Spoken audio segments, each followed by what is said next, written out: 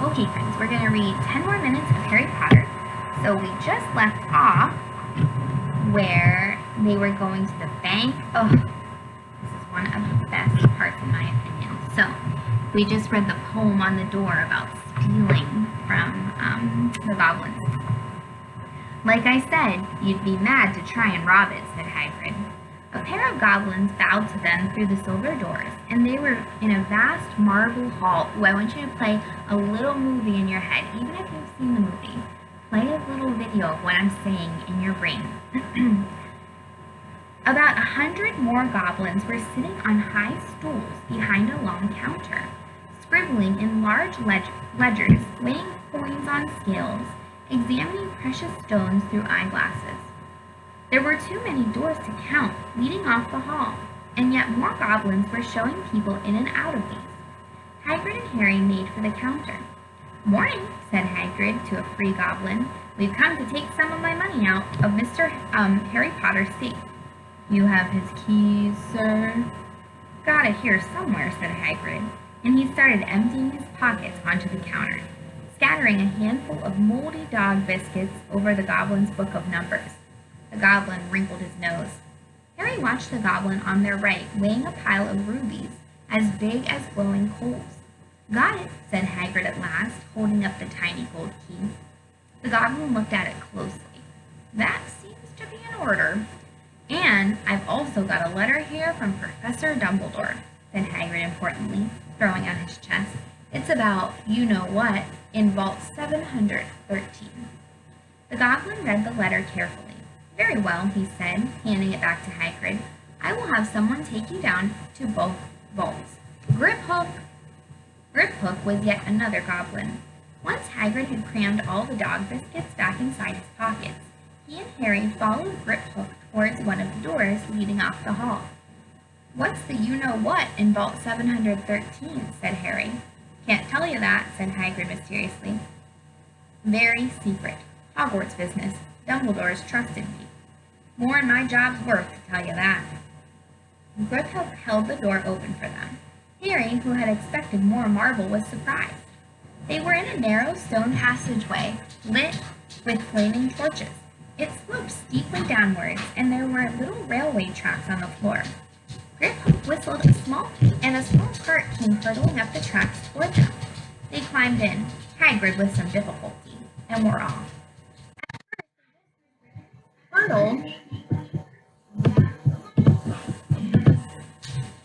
At first they just hurtled through a maze of twisting passages. Harry tried to remember left, right, left, middle fork, right, left, but it was impossible. The rattling cart seemed to know its own way. Because Griphook wasn't steering, Harry's eyes stung as the cold air rushed past him, but he kept them wide open.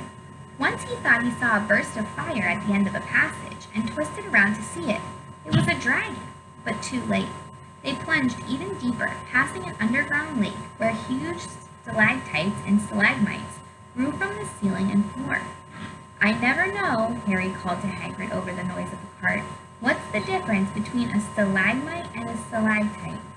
"Stalagmite's got an M in it," said Hagrid. "And don't mind asking me questions now. I think I'm going to be sick."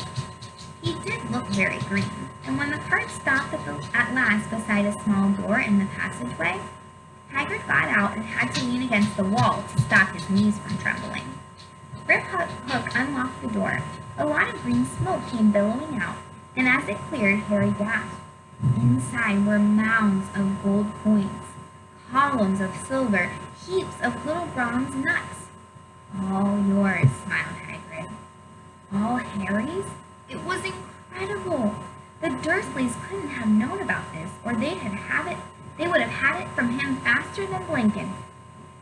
How often had they complained about how much Harry cost them? And all the time there had been a small fortune belonging to him, buried deep under London.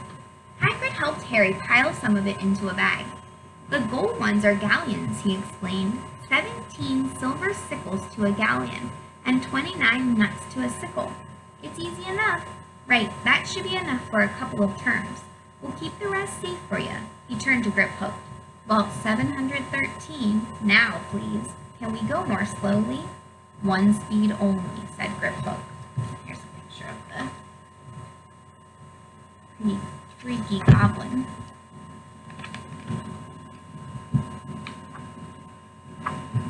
They were going even deeper now and gathering speed. The air became colder and colder as they hurtled around tight corners. They were rattling over an underground ravine, and Harry leant over the side to try to see what was down at the dark bottom. But Hagrid groaned and pulled him back by the scruff of his neck. Vault 713 had no keyhole. Stand back, said Griphook importantly. He stroked the door gently with one of his long fingers, and it simply melted away. If anyone but a Gringotts goblin tried that, they'd be sucked through the door and trapped in there, said Griphook. How often do you check to see if anyone's inside? Harry asked. About once every 10 years, said Griphook with a rather nasty grin. Something really extraordinary had to be inside this top-secret vault. Harry was sure, and he leaned forward eagerly, expecting to see fabulous jewels at the very least. But at first he thought it was empty. Then he noticed a grubby little package wrapped up in brown paper lying on the floor. Hagrid picked it up, tucked it deep inside his coat. Harry longed to know what it was, but he knew better than to ask. Come on, back in this infernal cart, and don't talk to me on the way back. It's best if I keep my mouth shut, said Hagrid. One wild car ride back. Later, they stood blinking in the sunlight outside Gringotts. Harry didn't know where to run first now that he had a bag full of money. He didn't have to know how many galleons there were to a pound to know he was holding more money than he'd had in his whole life. More money than even Dudley had ever had.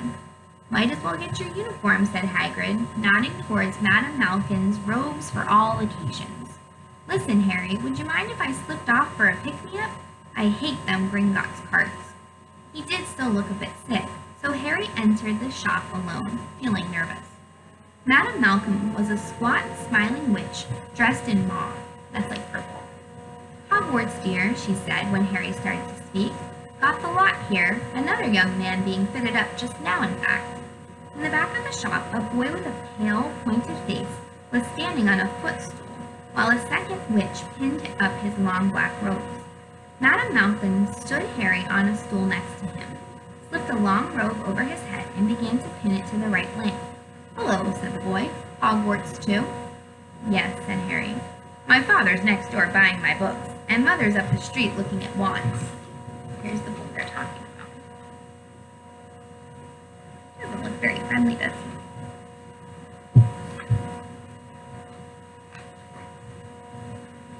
He had a bored, drawling voice. Then I'm going to drag them off to look at racing brooms. I don't see why first years can't have their own. I think I'll bully father into getting me one, and I'll smuggle it in somehow. Harry was strongly reminded of Dudley.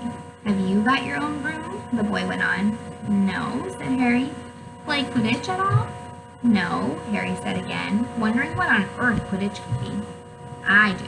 Father says it's a crime if I'm not picked to play for my house, and I must say I agree. Know what house you'll be in yet? No, said Harry, feeling more stupid by the minute.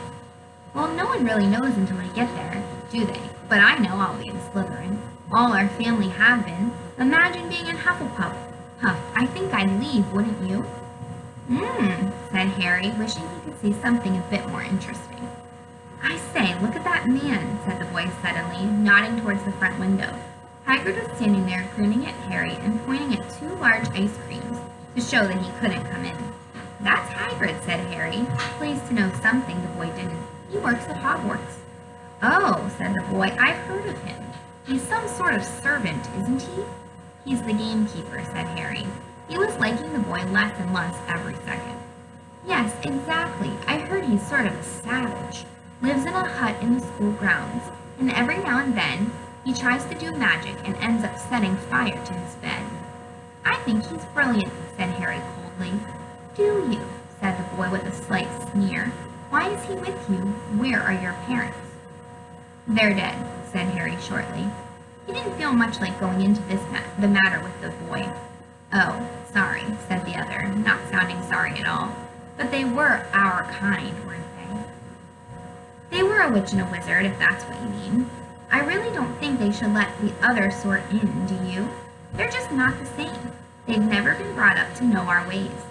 Some of them have never even heard of Hogwarts until they get the letter. Imagine! I think they should keep it in the old wizarding families. What's your surname, anyway? That means last name. But before Harry could answer, Madame Malkin said, "That's you done, my dear," said Harry, not sorry for an excuse to stop talking to the boy.